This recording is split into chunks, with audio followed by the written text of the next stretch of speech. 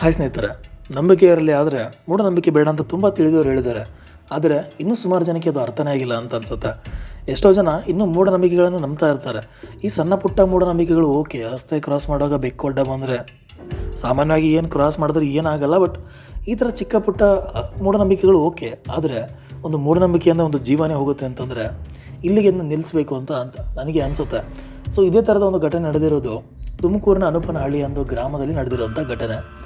ಸುಚಿತ್ರ ಅನ್ನೋ ಮಹಿಳೆ, ಈಕೆಗೆ 33 ವಯಸ್ಸು. ಹಾಗೆ ಈಕೆಯ ತಾಯಿ ಪುಷ್ಪಾವತಿ, ಅವರಿಗೆ ಸುಮಾರು 50 ವರ್ಷ ಆಗಿರಬೇಕೇನೋ.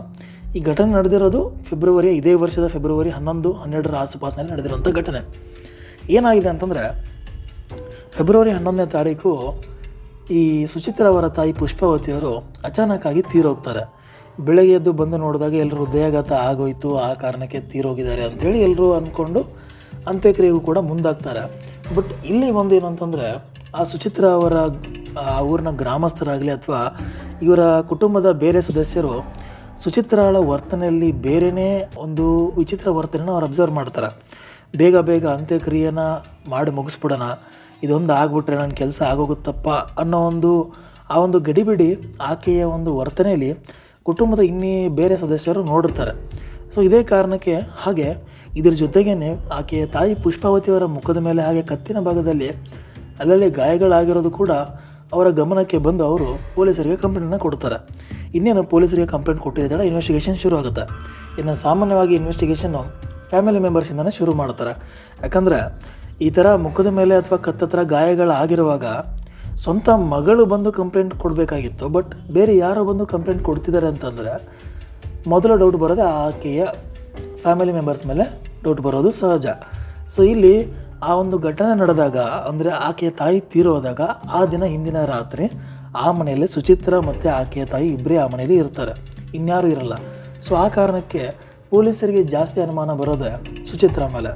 ಅದೇ ಕಾರಣಕ್ಕೆ ಅವಳ ಬಾಯಿ ಬಿಡಿಸೋಕ್ಕೆ ಟ್ರೈ ಮಾಡ್ತಾರೆ, ಬಟ್ ಅವಳು ಏನು ಹೇಳಲ್ಲ. ಅದಾದಮೇಲೆ ಪೊಲೀಸ್ ಸ್ಟೇಷನ್ಗೆ ಕರ್ಕೊಂಡೋಗಿ ಅವರದೇ ಶೈಲಿಯಲ್ಲಿ ಬಾಯಿ ಬಿಡಿಸಿದಾಗ ಇನ್ವೆಸ್ಟಿಗೇಷನಲ್ಲಿ ಸುಚಿತ್ರ ಬಾಯಿ ಬಿಡ್ತಾಳೆ.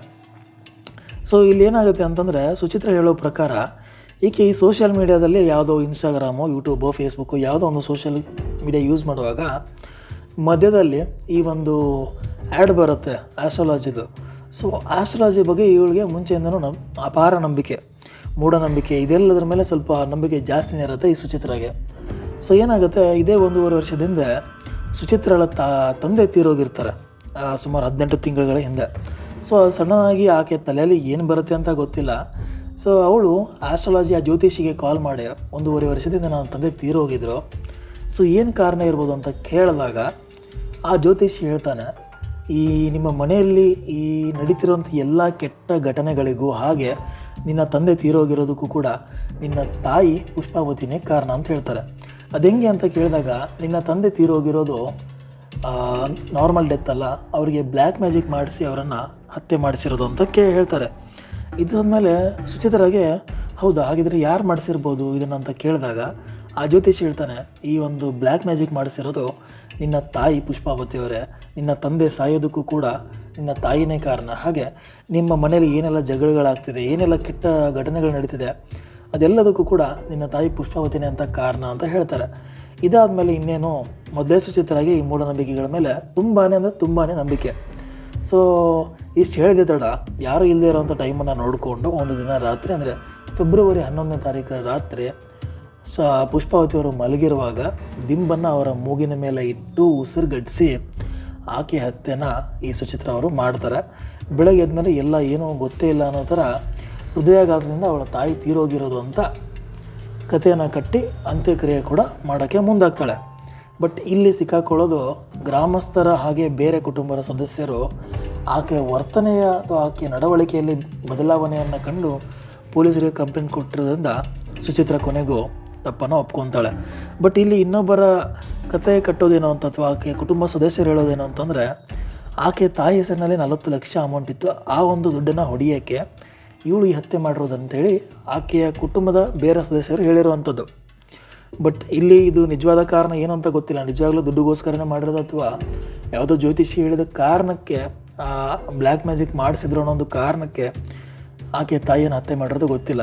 ಬಟ್ ಯಾವುದೇ ಇರಲಿ, ಬಟ್ ನಂಬಿಕೆ ಮೂಢನಂಬಿಕೆ ಬೇಡ ಅಂಥೇಳಿ ನಾನು ಹೇಳೋದು. ಇನ್ನೂ ಈ ಒಂದು ಜನ್ರೇಷನಲ್ಲೂ ಕೂಡ ಇನ್ನೂ ಮೂಢನಂಬಿಕೆಗಳನ್ನು ನಂಬ್ತಾರೆ ಅಂತಂದರೆ ಏನು ಹೇಳಬೇಕು ಅಂತ ಅರ್ಥ ಆಗಲ್ಲ. ಸೊ ಇದಿಷ್ಟು ಇವತ್ತಿಗೆ. ಹೋಪ್ ನಿಮಗೆ ವಿಡಿಯೋ ಇಷ್ಟ ಆಗಿದೆ ಅಂತ ಅನ್ಕೊತೀನಿ. ವಿಡಿಯೋ ಇಷ್ಟ ಆಗಿದ್ದರೆ ಲೈಕ್ ಮಾಡಿ, ಶೇರ್ ಮಾಡಿ, ಹಾಗೆ ಚಾನಲ್ನ ಸಬ್ಸ್ಕ್ರೈಬ್ ಮಾಡಿ. Thank you.